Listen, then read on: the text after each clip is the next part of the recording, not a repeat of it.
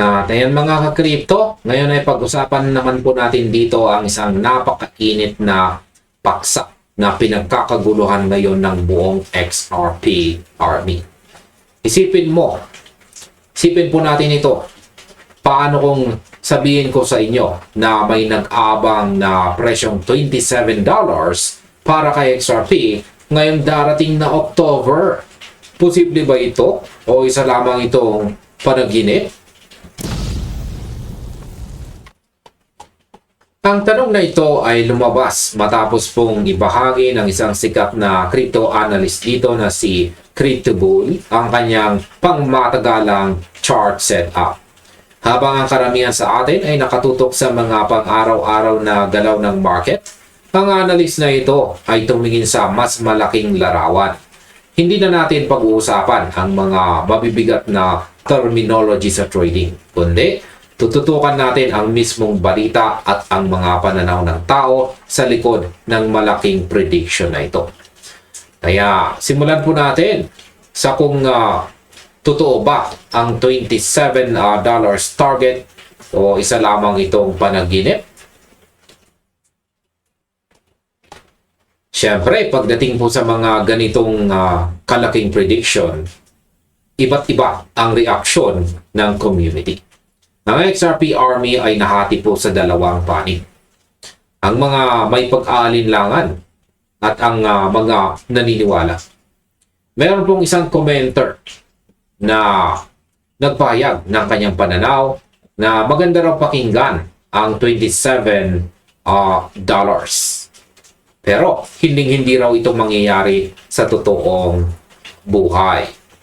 Ayan, may isa pang nagbiro na kung talagang aabot sa ganyang kataas na presyo sa XRP ay dapat noon pa man ay nasa $20 to $30 na ito ngayon. Sa aking opinion, natural lang na maging may pag-aalinlangan ang marami. Kapag nakakita ka kasi ng target tulad po ng $27 habang ang presyo ay nasa $1.01 pa lamang para itong suntok sa buwan. Pero tandaan natin na sa mundo ng crypto, ang mga malalaking pagbabago ay kadalasang nangyayari kapag ang mga tao ay huling-huli sa gulat. Ang reaksyon ng mga tao ay nagpapakita lamang na ang emosyon sa market ay madalas na nakabase sa kung ano lang ang nakikita nila sa kasalukuyan, hindi sa kung ano ang posibleng mangyari bukas. Ngayon ay bakit may mga naniniwala pa rin sa napakataas na target? Ayan, sa kabilang banda, marami ring optimist ang nagbigay ng kanilang suporta sa prediction ito. May isang miyembro ng community ang nagpahayag na si XRP ay kailanganing umabot sa mas mataas na halaga dahil sa mga paparating na malalaking kaganapan sa industriya. Tulad na lamang po ng DTCC tokenization pilot na nakatakdang ilunsad sa mga susunod na buwan. Sa ngayon din ang iba rito, bagamat gusto muna nilang makita na basagin ni XRP ang $2 na price level bago mangarap ng mas mataas na presyo. Sa aking opinion, ayan, dahil sa binabase po nila sa mga totoong pundasyon at balita po sa industriya ang prediction na ito, ay masasabi kong hindi lamang po ito chismis. Ang pagpasok ng mga institutional na technology tulad po ng tokenization ay nagbibigay po ng tunay na utility sa asset. Kung iisipin po natin ang pag-akyat mula $1.01 patungong $27 ay mangangailangan po ito ng napakalaking pondo at tiwala mula sa buong financial sector.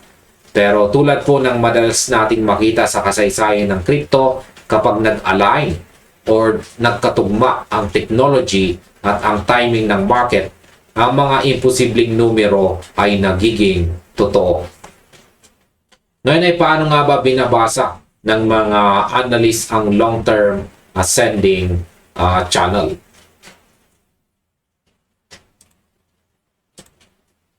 At ayan, batay po sa chart dito ni Cryptobull, si XRP ay kasalukuyang gumagalaw sa loob ng isang malaki at pangmatagalang ascending channel na sumasaklaw sa napakaraming taon. Matapos po ang ilang buwang paggalaw ng patag o sideways, inaasahan po ng analyst na ito na ang tuluyang aakyat ang presyo mula sa ibabang bahagi ng channel sa halip na bumagsak palalo.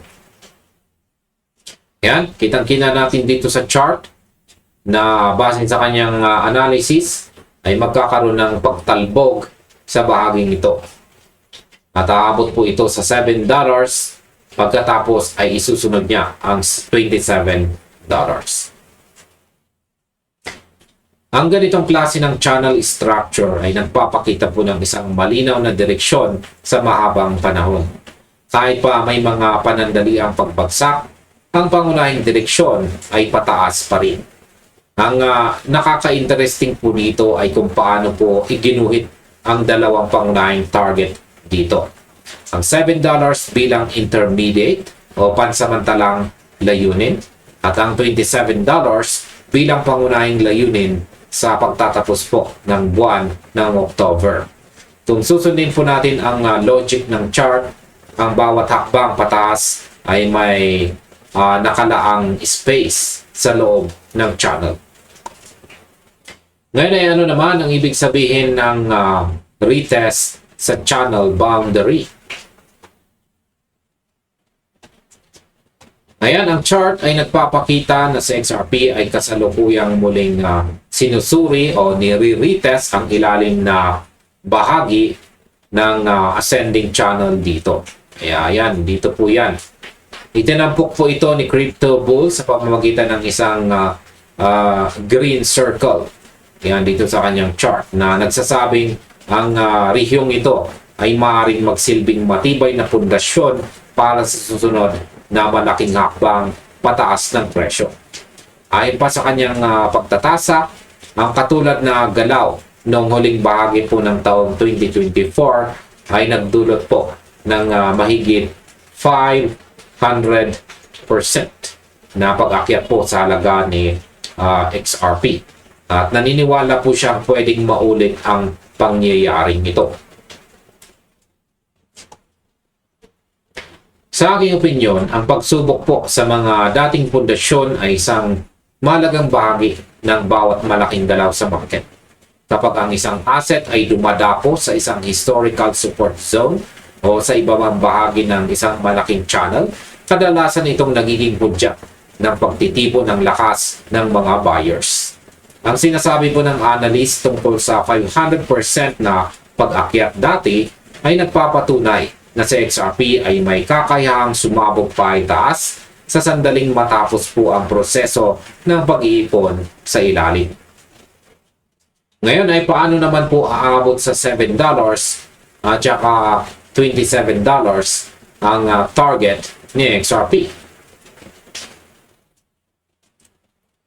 Habang patuloy po ang paggalaw ng presyo, ang pag-akyat mula $1.01 ay magdadala muna sa gitna ng channel na tinatayang nasa $7 ang halaga. Kung mananatili po sa XRP sa loob ng channel na ito habang umuusad po ang mga buwan, ang pinakataas na linya ng channel dito ay magtutugma sa target na $27 sa pagtatapos ng October 2026. Bagamat wala pong ibinigay na eksaktong araw kung kailan maaabot ang $7, ang huling target ay malinaw na nakakonekta sa pensang ito. Sa aking opinyon, ang pag-abot po sa $7 ay isang napakalaking hakbang mula po sa presyong $1.01. At ang pagpapatuloy po nito patungong $27 ay parang panaginip para sa marami. Pero kung titingnan po natin ang laki ng galaw ng mga nakaraang cycles ng crypto, ang mga ganitong klaseng porsyento ay nangyari na noon sa ibang mga coins. Ang pinakamahalagang tanong po dito ay hindi kung kaya ba ng chart, kundi kung handa ba ang market liquidity at ang pangkalahatang ekonomiya para suportahan ang ganyang kataas na valuation para kay Ripple. At ayan sa kabuuan, ang prediction po na $27 para kay XRP ay maaaring mukhang malayo po sa katotohanan para sa iba. Ngunit para sa mga analyst at sa mga naniniwala sa pagmatagalang structure ng chart, ito po ay nakabase sa mga technical na batayan ng isang ascending channel. Ang pagsubok po sa ibabang bahagi ng channel ngayon ay nagbibigay ng pagkakataon para sa mga susunod na galaw.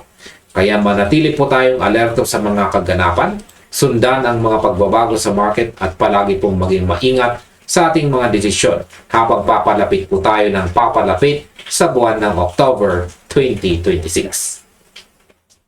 At hanggang dito na lamang po tayo sa video na ito mga ka-crypto. Maraming salamat sa inyong panonood. Maaaring panoorin na rin po ninyo sunod recommended video natin dito.